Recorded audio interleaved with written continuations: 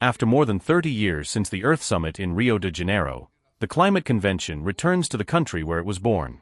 Today, the eyes of the world are fixed on Belém, filled with great expectations. For the first time in history, a COP on climate will be held in the heart of the Amazon. In the global imagination, there is no greater symbol of the environmental cause than the Amazon rainforest. Here, thousands of rivers flow through the Galapagos, forming the largest hydrographic basin on the planet. Here, thousands of plant and animal species live, creating the most diverse biome on Earth. Here, millions of people from hundreds of indigenous peoples reside, peoples whose lives are affected by the false dilemma between prosperity and preservation. It is they who, every day, combine their traditional ways of life and their legitimate pursuit of a dignified existence with a vital mission of protecting one of humanity's greatest natural heritages. That is why it is fitting that the Amazon now turns the lens back on the rest of the world, questioning what is being done globally to prevent the collapse of its home. Multilateralism. The Paris Agreement. The year 2025 marks a milestone for both. We will celebrate 80 years since the founding of the United Nations and 10 years since the adoption of the Paris Agreement. The strength of the Paris Agreement lies in its respect for the leadership of each country in defining its own targets, in light of national capacities. A decade later, the agreement has become a mirror reflecting both the highest aspirations and the limitations of multilateral action. Thanks to this framework, we have avoided the doomsday forecasts of a 5 degrees Celsius rise in global average temperature by the end of the century. We have proven that collective mobilization brings results. Still, the climate regime is not immune to the zero-sum logic that dominates international relations today.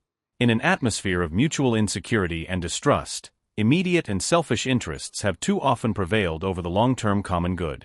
The year 2024 was the first in which the Earth's average temperature exceeded 1.5 degrees Celsius above pre-industrial levels. Science already indicates that this rise will persist for years, or even decades, but we cannot abandon the goal set by the Paris Agreement. According to the latest emissions gap report from the United Nations Environment Programme, the planet is now projected to warm by 2.5 degrees Celsius by the year 2100. According to the Baku-Belém roadmap, human and material losses will be severe. More than 250,000 people may die annually. Global GDP could shrink by up to 30%. Therefore, COP30 must be the COP of truth. It is time to take science's warnings seriously. It is time to face reality and decide whether we have the courage and determination required to change it. For Brazil, COP30 will mark the peak of a path paved during our presidencies of both the G20 and BRICS. In the G20, we brought together the environment and finance ministers of the 20 economies that together account for nearly 80% of global emissions.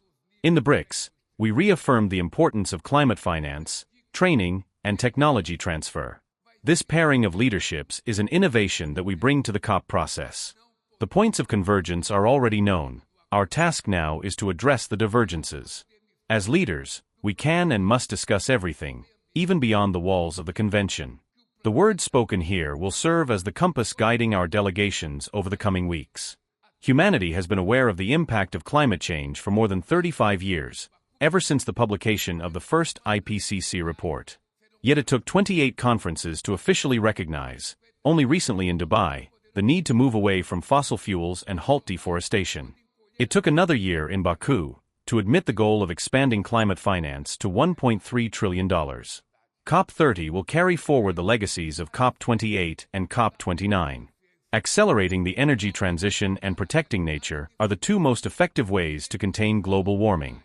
I am convinced that despite our difficulties and contradictions, we must plan, and plan fairly, to reverse deforestation, overcome dependence on fossil fuels, and mobilize the necessary resources to achieve these goals.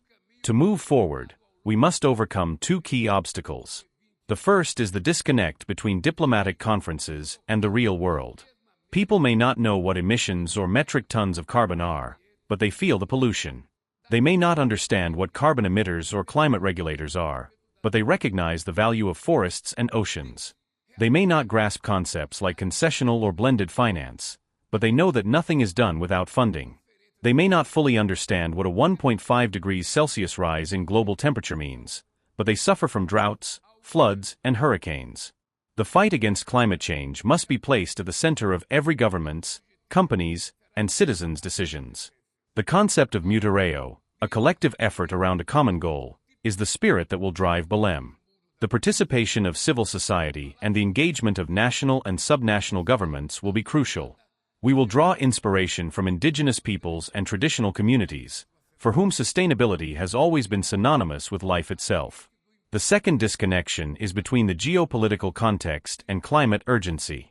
Extremist forces manufacture falsehoods for electoral gain and trap future generations in outdated models that perpetuate inequality, environmental destruction, and social injustice. Strategic rivalries and armed conflicts have diverted attention and resources away from the fight against global warming, resources that should be focused on saving the planet. My friends, the window of opportunity to act is closing rapidly. Climate change is the product of the same historical dynamics that split our society between rich and poor, and divided the world into developed and developing nations. It will be impossible to contain this crisis without confronting inequality, both within countries and between them. Climate justice goes hand in hand with the fight against hunger and poverty, the struggle against racism and gender inequality, and the pursuit of a more inclusive and representative global governance. Among the Yanomami people, who inhabit the Amazon, there is a belief that it is up to human beings to hold up the sky so that it does not fall onto the earth. This perspective illustrates the gravity of our responsibility for this planet, especially towards the most vulnerable. But it also reminds us that the power to expand our horizons lies in our hands. We must embrace a new model of development, one that is more just, resilient, and low carbon. I hope that this summit will help lift the sky and expand our vision beyond the limits of what we currently see. Before concluding my speech, dear friends, I want to thank all those who made this Amazonian COP possible, in the Amazon itself. Many people doubted that it would be possible to bring a COP to the state of Para, because so many are accustomed to such events being held in major cities. But we decided that the Amazon is to the world like the Bible. Everyone knows it exists, yet each person interprets it in their own way. We want people to come here and see the Amazon for themselves. To see what the Amazon is. To see who its people are. To see its nature. To experience its culture and cuisine.